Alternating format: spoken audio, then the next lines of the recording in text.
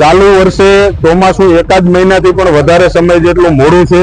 જ્યાં વરસાદ પડ્યો ત્યાં પણ છૂટો છવાયો વરસાદ પડ્યો છે, જેને લઈને જે ખેડૂતોએ વાવેતર કર્યું છે એનું પણ વાવેતર હાલ સિંચાઈના અભાવે સુકાઈ રહ્યું છે।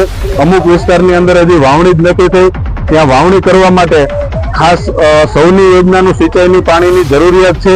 ત્યારે વહેલામાં વહેલી તકે લાલપુર અને જામજોધપુરને, ખાસ કરીને જામજોધપુરમાં પાણી આવી ગયું છે, પરંતુ લાલપુર વિસ્તારમાં પાણી આવવાનું બાકી છે।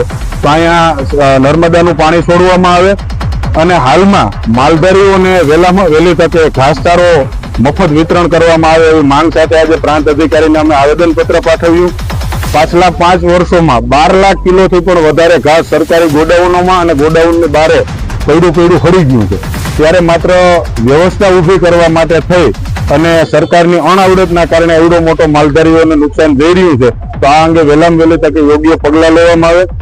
જો આગામી સમયની અંદર આ અંગે કોઈ યોગ્ય કાર્યવાહી કરવામાં નહીં આવે તો ના છૂટકે અમારે ભગતસિંહના માર્ગે રસ્તા રોકો કે તાળાબંધી જેવા ઉગ્ર કાર્યક્રમો કરવાની ફરજ પડશે।